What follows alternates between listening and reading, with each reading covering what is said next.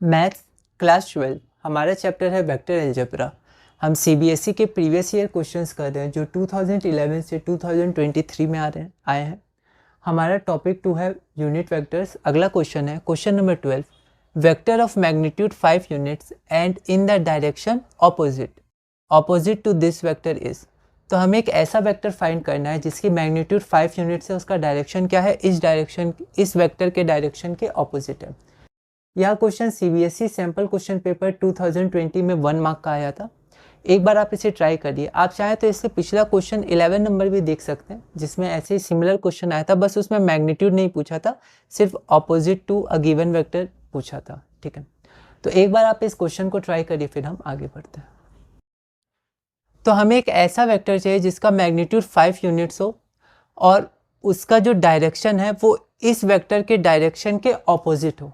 ठीक है, तो सबसे पहले हम क्या करते हैं, एक ऐसा वेक्टर ही निकालते हैं जो इस वेक्टर के डायरेक्शन के अपोजिट हो। ठीक है, अब क्योंकि सिर्फ डायरेक्शन को अपोजिट करना है तो मैग्नीट्यूड यही रहेगा, बस डायरेक्शन चेंज हो जाएगी।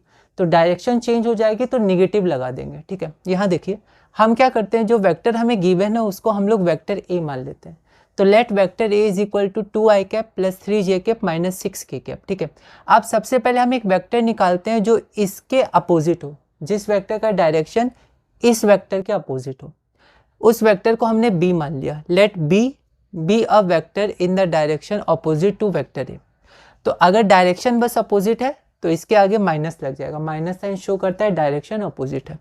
तो vector b is equal to minus vector a is equal to, हमने डायरेक्ट माइनस लिख दिया, minus 2i cap minus 3j cap minus minus plus 6k cap. ठीक है, तो अब क्वेश्चन क्या हो गया, क्वेश्चन हो गया find a vector of magnitude 5 units and in the direction of b, क्योंकि ऑपोजिट टू दिस वेक्टर कौन है, b ही है।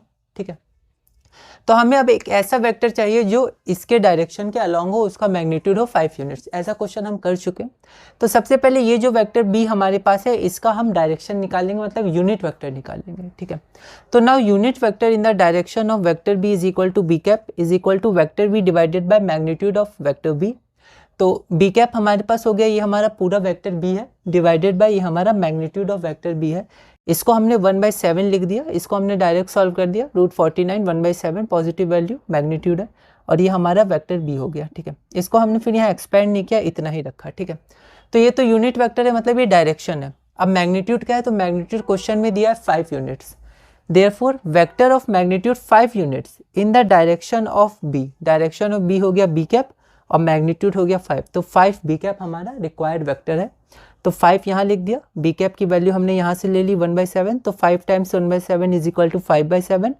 तो 5/7 minus 2i cap minus 3j cap plus 6k cap जो हमारा रिक्वायर्ड आंसर है। तो इस वीडियो में हमने अपना क्वेश्चन नंबर 12 पूरा किया और ये तो क्वेश्चन नंबर 12 हमारा लास्ट क्वेश्चन है टॉपिक 2 का, यूनिट वेक्टर्स का। ये वीडियो में अपना क्वेश्चन नंबर 13 करेंगे जो पहला क्वेश्चन होगा, और टॉपिक 3 का, टॉपिक 3 हमारा होगा डायरेक्शन, कोसाइंस एंड रेशियोज। तो अगली वीडियो में हम टॉपिक 3 शुरू करेंगे और क्वेश्चन नंबर 13 करेंगे।